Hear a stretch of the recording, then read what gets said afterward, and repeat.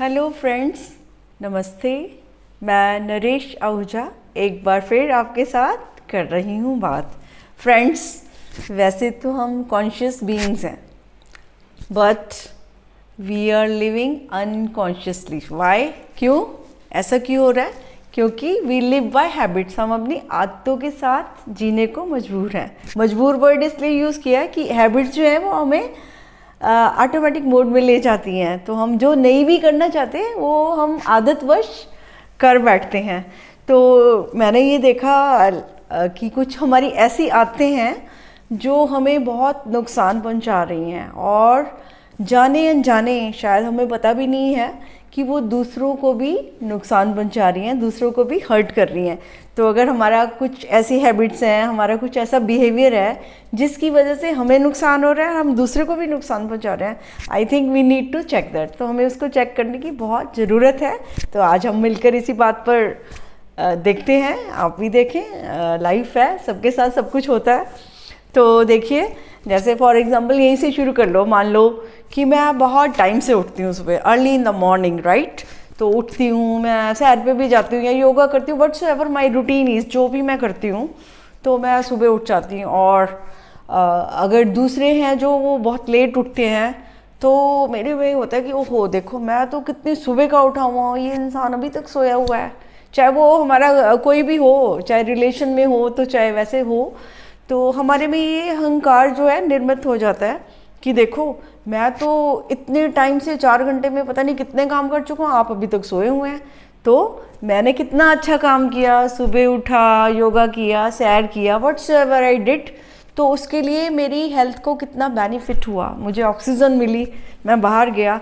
लेकिन उसके साथ साथ जो मैंने दूसरे को जज कर लिया कि वो सोया हुआ है ना, तो वैसे तो इसलिए है कि मेरी भावना उसके प्रति ये होगी कि वो भी इंजॉय करे, क्योंकि जो खुद कोई काम करता है ना तो उसको अच्छा लगता है कि दूसरा भी वो काम करे। ये तो आपकी शुभ भावना है, कोई शक नहीं है। लेकिन अपनी जो शुद्ध भावना है उसको ज़बरदस्ती किसी पर थोपा नहीं जा सकता, क्योंकि दूसरे की रूटीन उसको पता है। वो लेट सोता है या वो लेट वर्क करता है या उसकी क्या रूटीन है, आपकी रूटीन उसकी रूटीन से मैच नहीं करती होगी। जब रात नहीं मैच करती तो दिन कैसे मैच करेगा?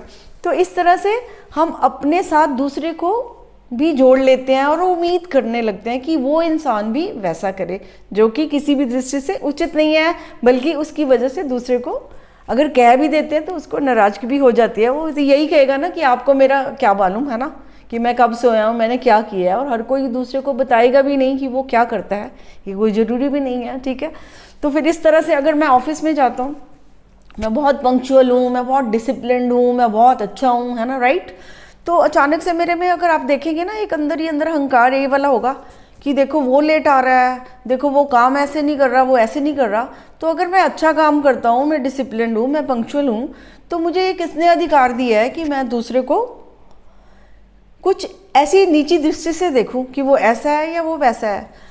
अब उसकी क्या परिस्थितियाँ हैं, वो ऐसा क्यों कर रहा है, फिजिकली, मेंटली या फाइनेंशियली, या घर से कोई भी उसको कोई प्रॉब्लम है, वो किस प्रॉब्लम से जूझ कर आ रहा है, वो बेहतर उसको ही पता है। अगर मुझे कोई प्रॉब्लम नहीं आई, मैंने कुछ मैनेज कर लिया, मेरे को कोई सहयोग मिल रहा है, हो सकता है उसको वो ना मिल रहे हो, तो वो बेचारा ऐसे डोल रहा है। तो अगर मुझे मिल रहा है तो आई शुड बी हैप्पी, और रादर उसका मजाक उड़ाने की बजाय, उसको ऐसे देखने वैसे देखने की बजाय, अगर मैं कुछ हेल्प कर सकता हूँ, जनरली पूछ सकता हूँ, तो बेटर है, आई थिंक। तो फिर इस तरह से अगर मान लो मैं जिम जाता हूँ, है ना, तो मैं बहुत परफेक्ट हूँ, मेरी बॉडी बड़ी अच्छी है, मैं अपने मसल दिखाता फिरता हूँ, है ना। वैसे तो हम सारे मसल्स ही दिखाते हैं, फाइनेंशियल, फिजिकल एंड मेंटल हो, मन से अहंकार, तन से अहंकार, हर चीज़ में, चीज़ों से, है ना। मेरे पास मेरा घर ऐसा, मेरी कार ऐसी, मेरे बच्चे ऐसे, पता नहीं कितनी हमारी लंबी लिस्ट है ना, जिसमें हम अपने सुख भोग रहे होते हैं, लेकिन खामखा दूसरे को ऐसे साथ में इन्वॉल्व कर रहे होते हैं, जिसकी हमें कहीं भी कोई भी ज़रूरत नहीं है। क्योंकि दूसरे की ज़िंदगी उसकी अपनी ज़िंदगी है, मेरी ज़िंदगी मेरी ज़िंदगी है, मेरी जिम्मेवारी मेरे प्रति है। हाँ, किसी के प्रति जिम्मेवारी मिली है, आपके कोई बच्चे हैं तो वो अलग मैटर है, लेकिन जो समाज के अंग हैं, आपके साथ रह रहे हैं, इधर उधर पड़ोस में रहते हैं, ऑफिस में है, इधर उधर, तो उनके प्रति उनकी जीवन चर्चा के बारे में चर्चा करना। मैंने तो कईयों को देखा दूसरे की ड्रेसेस पे भी कमेंट करते हैं कि देखो उसने चप्पल कैसे पहनी है, उसने कपड़े कैसे पहने हैं। भाई जो उसने पहना है, वो जो उसको मिला, उसकी मजबूरियाँ, उसके शौक़ सब उसके साथ हैं। आप अपने स्टाइल से जी रहे हो तो खुश रहो ना, तो आपको क्या दिक्कत है। आप जो कुछ भी कर रहे हैं, जो भी आप खुशी ले रहे हैं, कुछ भी कर रहे हैं ना, मैं सत्संग में जा रहा हूँ दूसरा नहीं जा रहा, तो आप सत्संग में जाके खुशी प्राप्त कर रहे हैं, शांति प्राप्त कर रहे हैं, दूसरा नहीं कर रहा।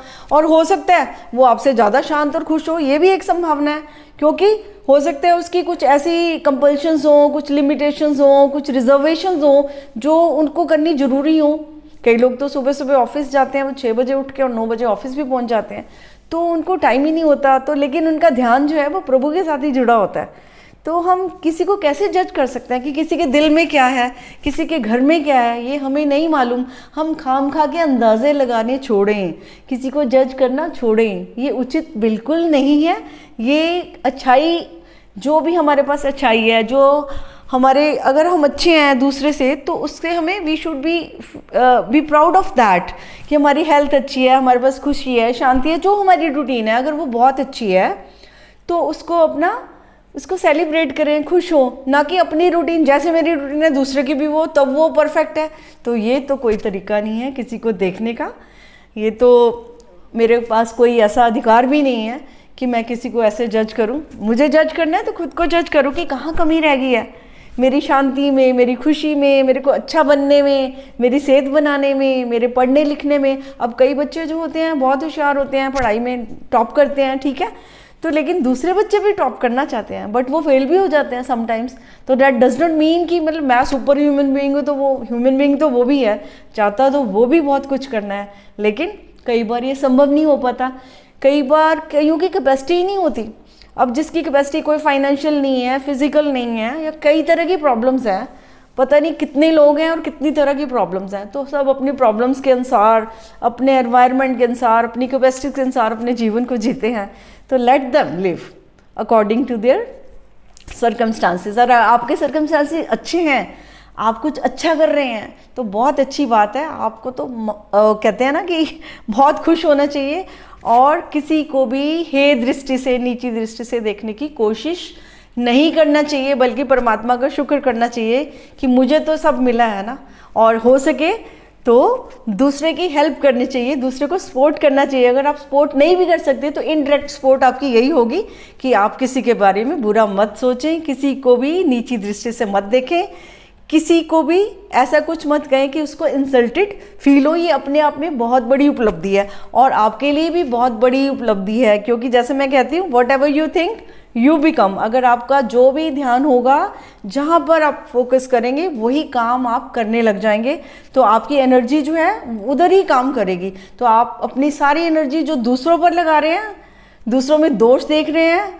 और अपने अहंकार के कारण अपने आप को श्रेष्ठ साबित करने के लिए जो आप दूसरों को ऐसा समझ रहे हैं, तो उसका आपको पूरा नुकसान हो रहा है, आप सोचेंगे तो। क्योंकि अभी बताया ना कि जो आप सोचेंगे वही आपके इमोशंस वैसे ही क्रिएट हो जाना है। आप खुश हैं तो खुश रहिए, अपने इमोशन को डाइवर्ट मत करिए, अपनी थिंकिंग को चेंज मत करिए, उसको बाहर मत जाने दिए, अपने पर ध्यान लगाइए, अपने पे फोकस करिए, खुश रहिए, स्वस्थ रहिए, मस्त रहिए, और दूसरों को भी खुश रहने का मौका दें फ्रेंड्स।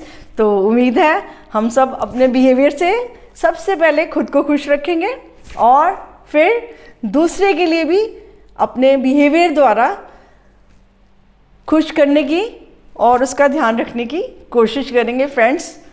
फिर आपसे मुलाकात होगी, दोबारा से बात होगी। तब तक के लिए thank you very much friends.